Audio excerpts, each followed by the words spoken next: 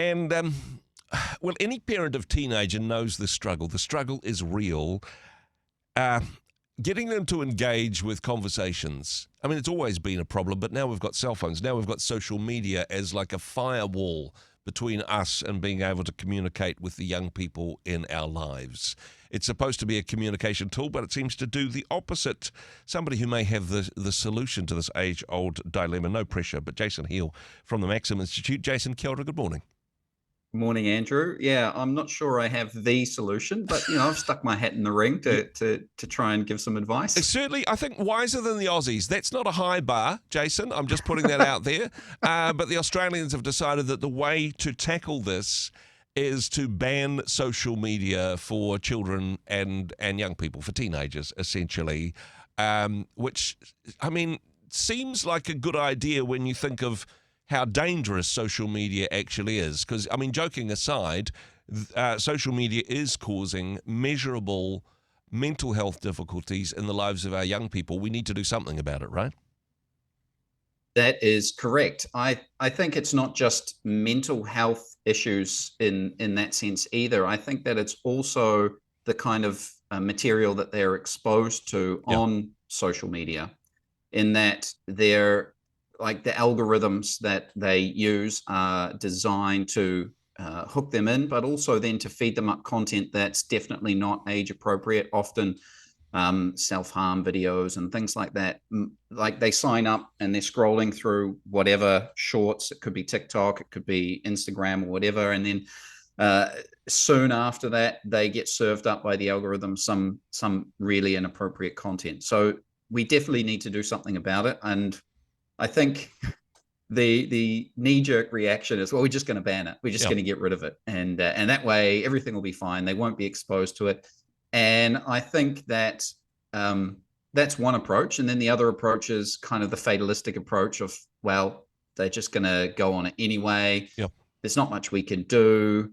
We try and help, but we'll let them figure it out themselves. And I don't think either approach is particularly helpful. Certainly not. I think there's a third way. To be fair, banning, that's what we do for alcohol. That's what we do for saying, well, you're not allowed to, you shouldn't be engaging in certain activities until you're a certain age.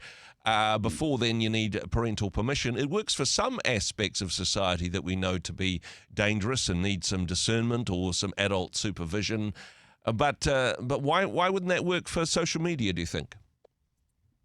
Well, I think a blanket ban, there's still people that fall through the cracks in like when we talk about alcohol, smoking, all that sort of thing. There's still plenty of people who fall through the cracks. I think particularly for social media, it's actually really difficult to police. I think about how you're going to verify, first of all, that someone is 16, and let's take Australia's age 16 or older. How are you going to do that? Are you going to make their parents verify it? Are you going to use some documentation? How secure is the You just ask them, don't you? You just say, are you over 16? And if they click yes, then you know that they're over 16. That's how that works. That's right. One button, yes or no, I'm over 16. That's an age verification. Yeah, exactly. Yeah. So there's that, but then there's also the fact that even if you closely monitor the ban on the social media end, kids can still get around it via VPNs or borrowing devices or getting older people to sign up for them or, all sorts of things. I mean, kids are so resourceful when it comes to doing something that you told them they can't do. Exactly. And it gets more interesting if you ban it, doesn't it? It becomes that forbidden fruit. Yeah. And a lot of them will say, oh, I'll just get my older brother and sister or somebody who has got some fake ID. I'll get them to sign me in and I'll slip them a bit of money.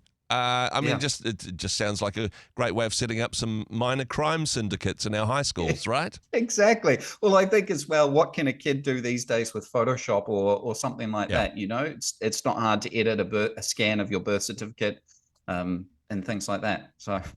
One of the other solutions to this, obviously, is to say, hey, who's making money out of this? The social media companies who are specifically targeting children, who are causing the harm in the first place. Could we say, I mean, in the same way that we've pushed back on harm for cigarettes and alcohol, could we say this is the social media company's fault? It is their job to fix it. If they cannot fix it, they will be banned. I think this is what the US is trying with TikTok. All the best with that, guys. But I mean, should we take the responsibility back to those people who are literally profiting from the impact that this is having on the lives of our young people? I think there is some responsibility to be had on their part. And I think that's part of what the Australian legislation is trying to do. I think they're going to give social media companies a year to sort out how they can, verify the age and how they can enforce it and that sort of thing. But then there'll be penalties. But I think about the saga that Australia went through with trying to get social media companies to pay their media for using the content that was shared on their social media sites. Yeah. And how they said, well, then we'll just stop doing that. And they kind of wield the power in that sense. So it'd be great to put some responsibility on them. I just don't know how easy it is to enforce a multinational megalomaniac companies that have no vested interests in demonetizing their growing market in the teenage sector, and perfectly capable of going, oh yeah, we'll do that, and then just doing something else altogether. We've seen that a few times, right? Yeah. What I think you could do is maybe try and pressure the social media companies to create some transparent or easy to use parental controls around the under 16 accounts. So maybe your parent has to sign you up, and there's a link between the two accounts so that they can monitor what their kids are doing, things like that, or incorporating some of the Net Nanny or NetSafe Family into monitoring tools into their platforms for parents particularly. So there's ways that we could encourage them to do that. Getting that parental involvement, as long as you can verify the fact that the person that's claiming to be the parent is the actual parent. I mean, there's more fish hooks than exactly. But parental involvement, I know for some parents they're going, what? I don't even understand the social media platforms that they're on. I have absolutely no idea what they're doing. But rather than that causing us to throw our hands up and abdicate, as you mentioned earlier, oh gosh, it's too hard, they'll figure it out. How can we, as parents, how can parents be more engaged with what our young people are doing on social media? How can we have that awkward conversation? How can we be the phone police, as it were? That's a good question. I think that it comes back to like this idea of banning is not helpful. I think it's not conducive to conversation. So if you just say, well, the government's banned it, that actually discourages kids from being open about their social media use or coming to mum and dad when they see something that they go, wow, what the heck is this? I don't understand this concept, or I've seen this video or this post. What does that mean?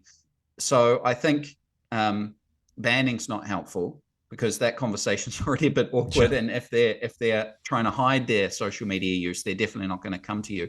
But I think modeling healthy social media habits yourself, which can be very difficult, but I know that most behavior for kids, there's that wonderful saying, behavior is caught, not taught. And so if you model that, but also taking the initiative and going to your kids and saying, hey, what are you looking at?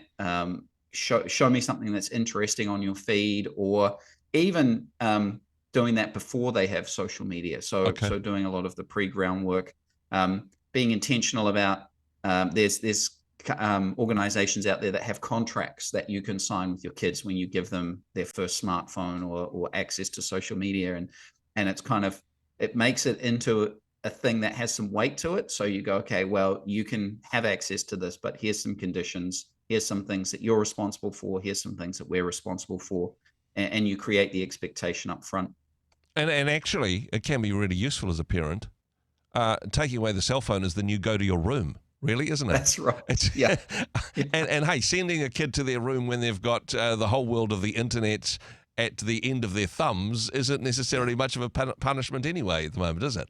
I think most of them would prefer to be in their room with their door closed, doing whatever they want on social media. Exactly. So yeah, I mean, there's great products that are like timed lock boxes that you go, wow, we're all going to have a phone free afternoon, so everyone puts their phones in the box, and has a timer on it that doesn't open for, an hour or 2 hours or however brave you want to be without the distraction of social media. So there's lots of creative ways that we can do that. I love your idea of leadership, that actually parents being responsible on social media, that if you're going to do the tech-free afternoon or whatever, that your phone goes in the box as well, that there needs to be a caught not taught aspect to it, and the same with a lot of social issues. Actually, the way in which we demonstrate that gives us an opportunity to engage with our children's lives. And just wanting to put you on the spot here, is this lived experience for you, Jason, or is this just some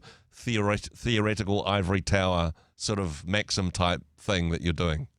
Yeah, it's very think tanky, Yeah, no, I have two kids. One is a 16-year-old and one is a 12, almost 13-year-old. Yeah. And we have had conversations with them about their device use. Obviously, these days, kids get devices. I think our son, when he was in year 1 or year 2, had his first access to an iPad with internet technology. So we've had conversations about that, and we have severely throttled back their screen time because we have seen through our own experience how much having unlimited screen time, or even more than an hour a day, which sounds horrendous for some people out there, but even more than an hour a day really changes their personality. And so we have had to be really proactive in engaging with them. Well, I've gone through a lot of this stuff, and some of this come out of my frustration that there's not really great tools built into social media like YouTube and Instagram and TikTok for parents monitoring and things like that. And you don't know, like, what data are they collecting on my kid, and how are they using that data, and how is their algorithm targeting my son? So I'd like to know those things. Yeah, no, important to be engaged in this topic. And let's face it, you've got two teenagers, because 12 is the new 18, really. That's right. And the internet is to blame for that. We know that this is true. We just can't demonetize them like they can to us. Hey, Jason, thank you for your thoughts and comments on this topic. This there's an article on this topic for people that want to go deeper at the Maxim website, maxim.org.nz. All the best with that parent of teenage thing. You have my sincere sympathy. Thank you so much for joining us today. Thanks for having me. Hey, thanks very much for joining us in the Rhema studio. Thanks very much for watching the interview. It's kind of nice to have an audience, actually. And if you did like what you watched, then do give us a like, do give us the thumbs up. And if you'd like to see more interviews like that one, or perhaps even better, subscribe and those interviews will come straight to you. Don't forget to turn on your notifications, and we'll see you in the next one. Cheers.